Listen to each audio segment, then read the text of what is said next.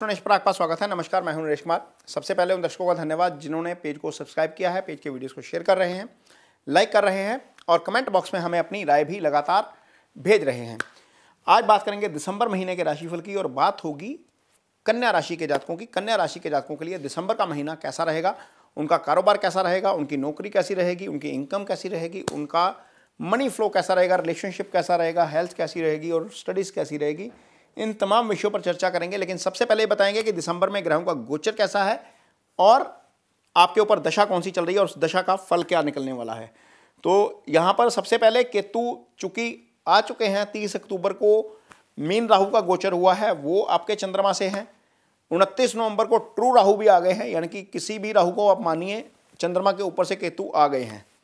तो चंद्रमा के ऊपर से केतु का सबसे पहले तो ये है कि जब चंद्रमा के ऊपर से केतु का गोचर होता है, चंद्रमा चूंकि मन का कारक है, वो मानसिक तौर पर परेशानी देता है, लेकिन इसका मतलब ये नहीं कि इससे डरते रहना है। तो सबसे पहले क्या करना है, मेडिटेशन शुरू करिए, ये आपके लिए बहुत अच्छा है। एक दूसरी चीज़, आपको कपड़े थोड़े से लाइट पहनने हैं, उससे थोड़ा सा मानसिक शांति मिलती है। डार्क कलर के कपड़े, काले कपड़े वगैरह मत पहनिए, थोड़ा सा उससे मन नेगेटिव ज़्यादा होगा। ये चीज़ आपको करनी चाहिए अब अगले 1.5 साल के लिए, ये निश्चित तौर पर है। और दूसरा, जितने भी जातक हैं कन्या राशि के, उनकी जो लाइफ की मेजर स्टेज होती है ना 20 से लेकर 50 वाली, उसमें या तो वो राहु की दशा से चलते हैं या गुरु की दशा से। अब कन्या राशि के जो जातक जिनकी उम्र 35 साल के लगभग है, उनके ऊपर गुरु चल रहा है। जो 20 से 35 साल के बीच बीच में है, उनके ऊपर राहु चल रहा है। यानी कि जो मेजर लाइफ का पोर्शन होता है, जिसमें आपने करियर सेट करना है, शादी होनी है, बच्चे होने हैं, वो मेजोरिटी 2 प्लैनेट ही आपके ऊपर डोमिनेट करते हैं कन्या राशि के जातकों के लिए। क्योंकि या तो आप चंद्र की दशा में पैदा होते हैं या मंगल की दशा में पैदा होते हैं।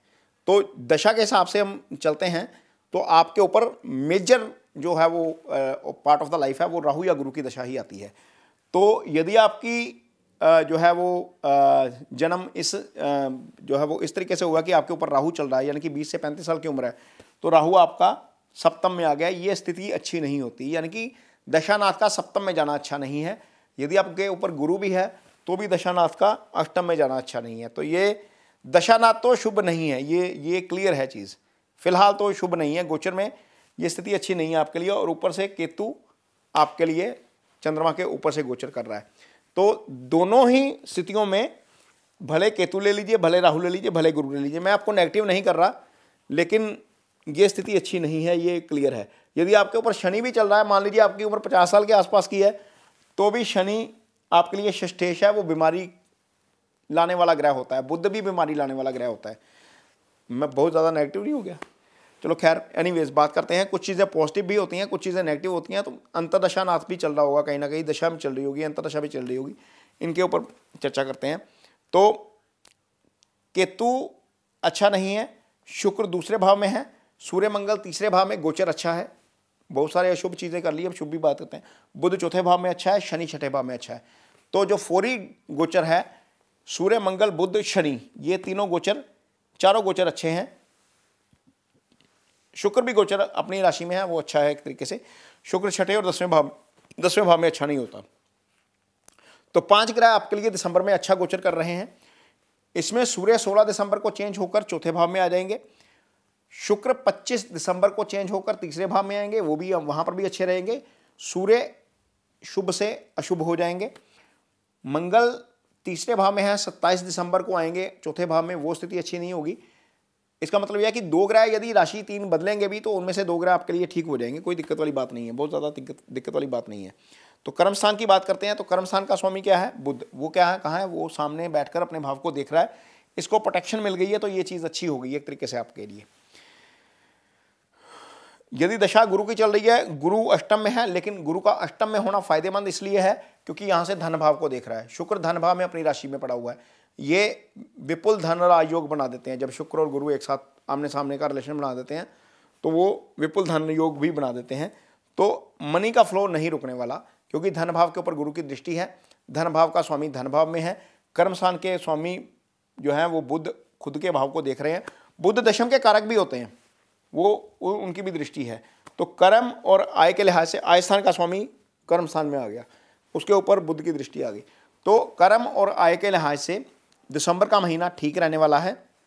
बहुत ज़्यादा दिक्कत नहीं आने वाली।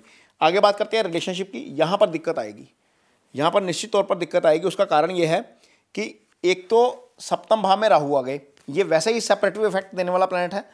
दूसरा, यदि दशा राहु की चल रही है तो यहाँ पर और ज़्यादा खराब हो जाएगा। ये डिपेंड करेगा कि आपकी कुंडली में राहु कहाँ पर पड़ा है, ये भी डिपेंड करेगा। क्योंकि यदि दशा राहु की चल रही है इसका मतलब ये नहीं कि खराब हो जाएगा। यदि आपका राहु 9वें भाव में, पंचम भाव में, केंद्र में पड़ा हुआ है तो कोई दिक्कत की बात नहीं है, कोई चिंता करने की बात नहीं है, बहुत अच्छा जाएगा समय आपका। सिर्फ गोचर को काउंट नहीं करते, दशा में राहु की प्लेसमेंट आपकी कुंडली में बहुत मैटर करेगी। अब यहाँ पर सप्तमेश के ऊपर शनि की दृष्टि आ गई। सप्तमेश गुरु यहाँ पर आ गया, इसके ऊपर शनि की दृष्टि आ गई, सप्तम राहु केतु एक्सिस में आ गया। तो ये चीज़ थोड़ी सी अच्छी नहीं हुई। इसका मतलब यह है कि अगला 1.5 साल आपको अपना टेम्परामेंट बैलेंस करके चलना पड़ेगा। पार्टनर की हेल्थ का खास तौर पर ध्यान रखना पड़ेगा और किसी भी अननेसेसरी चीज़ के ऊपर रिएक्ट मत करिए, रिस्पोंड करिए। मैं इसलिए बोल रहा हूं क्योंकि राहु यहां पर सेपरेटिव इफेक्ट देने वाला है। केतु इरिटेट करेगा, बिना बात के इरिटेट करेगा, कोई बात नहीं होगी। चंद्रमा के ऊपर से केतु इरिटेट करेगा ही करेगा, वो उसका नेचर है। आपको उसमें बैलेंस जो है, बैलेंस बनाने का काम करना है। हमें ये पता है ना, ये साइंस है, हमें पता लग जाता है कि केतु जब चंद्रमा के ऊपर से है तो हमें अपना बैलेंस ठीक रखना है। तो ये चीज़ आपको देखनी है अपने मैरिटल रिलेशनशिप में, भले ही आप लड़का हैं या लड़की हैं, कोई मैटर नहीं करता। आगे बात करेंगे सिंगल्स के लिए समय कैसा है। तो सिंगल्स के लिए पंचम भाव का स्वामी छठे में है, केतु की दृष्टि आ गई पंचम के ऊपर, तो वहां पर बात चलेगी, बात टूटेगी, बात चलेगी, बात टूटेगी, ये स्थिति रहेगी। फिलहाल ये समय अच्छा नहीं है सिंगल्स के लिए। और यदि आपका किसी के साथ रिलेशनशिप है तो वहां पर चीज़ें आपको कुछ ना कुछ अच्छा समय बिताने का मौका जरूर मिलेगा। 1 या 2 दिन जरूर आएंगे, खासतौर पर जब चंद्रमा यहाँ पर आ जाएंगे, इस भाव को एक्टिव करेंगे। ये दिसंबर के पहले हफ्ते में आ जाएगा या दिसंबर के लास्ट वीक में आएगा, मिड में आएगा, क्योंकि चंद्रमा की चाल 54 आवर्स की होती है। यहाँ पर आएंगे 2 या 3 दिसंबर को, तो वो एक्टिव कर देंगे वहाँ पर। तो वहाँ पर आपको पार्टनर के साथ अच्छा समय बिताने का मौका मिलेगा। या चंद्रमा घूम के दोबारा 15 दिन बाद वहाँ जाएंगे, 18-20 तारीख के आसपास की बात होगी, तो वहाँ पर आपको हो सकता है कि यदि आपकी किसी के साथ अंडरस्टैंडिंग है तो वहाँ पर उसके साथ अच्छा समय बिताने का मौका मिले। तो ये दिसंबर महीने में रिलेशनशिप की स्थिति है। आगे बात करेंगे हेल्थ की। हेल्थ भाव का स्वामी शनि खुद वहाँ पर मौजूद है। यदि आपकी उम्र 50 से ज़्यादा है, 45 से ज़्यादा है, तो दशा भी शनि की चल रही है। षष्ठेश छठे में है, शनि बीमारी देने वाला ग्रह है, तो हेल्थ का ध्यान रखिए। गुरु यहाँ पर है, शनि की दृष्टि इस भाव के ऊपर है, मंगल खैर नहीं देख रहा। तो जिनको ज़्यादा इशू है, क्योंकि इस एज में जाकर ऐसी प्रॉब्लम होती है जो प्रोलॉन्ग चल जाती है, वहाँ पर दिक्कत हो सकती है। आपको यदि डॉक्टर ने कोई सलाह दी है तो वहाँ पर दवाई ज़रूर रूटीन में रखिए। यदि वहाँ पर लापरवाही करेंगे तो चीज़ें ज़्यादा बिगड़ सकती हैं। यदि आपकी उम्र 50 साल के पार है तो कई लोग 50 साल में भी बहुत फिट होते हैं, बहुत अच्छा करते हैं, लेकिन डिपेंड करता है आपका गोचर अच्छा नहीं है। दशा हो सकता है कि आपकी अच्छी चल रही हो, शनि आपके भाग्यस्थान में हो, आप बहुत अच्छा करेंगे, लेकिन शनि षष्ठेश है तो षष्ठेश के फल करेगा, डेफिनेटली करेगा। और वह भी मूल त्रिकोण राशि जब छठे भाव में है। तो ये स्थिति हेल्थ की है। सूर्य हेल्थ का कारक है, पहले 16 दिन वहीं पर रहेंगे, अच्छी स्थिति में रहेंगे। लगन के कारक भी सूर्य हैं, वो भी एक स्थिति अच्छी है हेल्थ के लिहाज से। और आगे बात करेंगे आपकी स्टडीज़ कैसी रहेगी। तो उन स्टूडेंट्स के लिए समय काफ़ी अच्छा है जिनका काम रिसर्च से जुड़ा हुआ है, क्योंकि गुरु छठे भाव में अष्टम में है। तो अष्टम रिसर्च का भाव होता है, चाहे मेडिकल की रिसर्च है, साइंस की रिसर्च है, टेक्नोलॉजी की रिसर्च है, किसी भी तरह की रिसर्च के स्टूडेंट्स के लिए समय अच्छा है। अदरवाइज भी स्टूडेंट्स के लिए समय अच्छा है, क्योंकि बुध केंद्रीय प्रभाव दे रहे हैं, बुध एकेडमिक एजुकेशन के कारक हैं, गुरु जो है वो अप्लाइड नॉलेज के कारक हैं। गुरु की दृष्टि बुध के ऊपर जा रही है, ये स्थिति अच्छी है।